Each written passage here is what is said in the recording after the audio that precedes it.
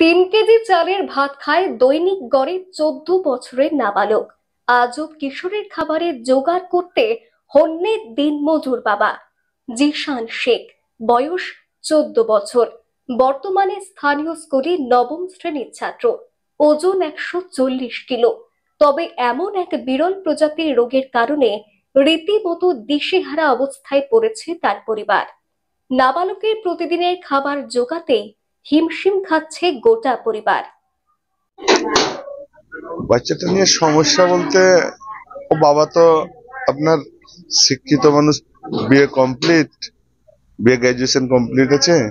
তারপরে ধরুন পশ্চিমবঙ্গের যা বেকার সমস্যা বুঝলেন, এই বেকার সমস্যাতে এখন ওই কাঠ মিলে একটা দিনমজুরে কাজ করে। এখন এর যা খাবার দাবারের চাহিদা, ওর বাবার পক্ষে দেওয়া সম্ভব হচ্ছে না। হ্যাঁ, মাছ মাংস ছাড়া কোনোদিন ভাত খাবে না।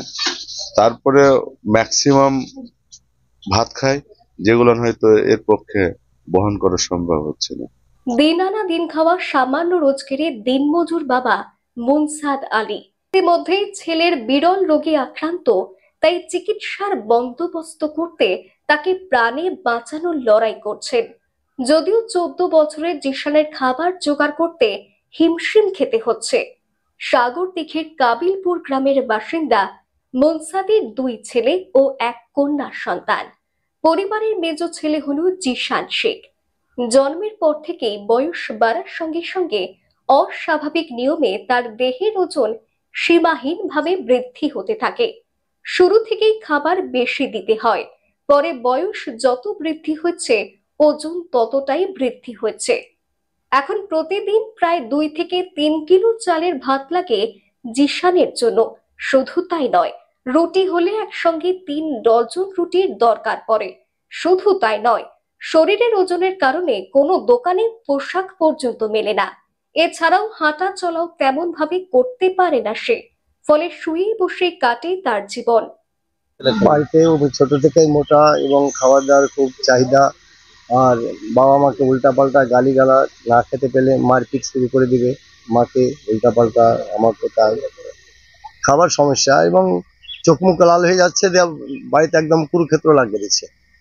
চালের ভাত খাবে, হ্যাঁ 1 কেজি প্রত্যেক দিন, দুবেলা 2 কেজি ধরেন।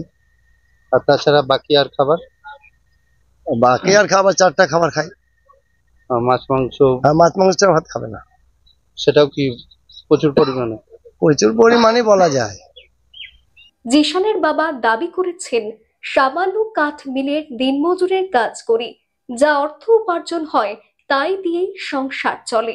ঠিকমতো ছেলের খাবার জোগাড় করতে পারি না। সেখানে কিভাবে এই রোগের চিকিৎসা করাবো, ছেলেকে আগামী দিনে কিভাবে বাঁচাবো তাও বুঝে উঠতে পারছি না। যদিও জিশান জানিয়েছে, বর্তমানে নবম শ্রেণীর ছাত্র আমি। প্রিয় খাবার বিরিয়ানি এবং মাংস। একসঙ্গে 3 কেজি মাংস এবং 2 কেজি চালের বিরিয়ানি খেতে পারবো।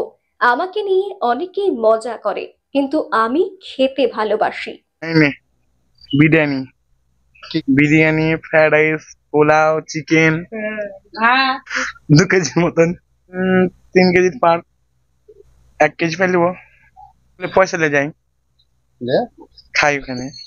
কি খাও? ফুচকা, এগরোল, সিংহরা। চিকিৎসার ভাষায় এটাকে বলা যেতে পারে ওবেসিটি।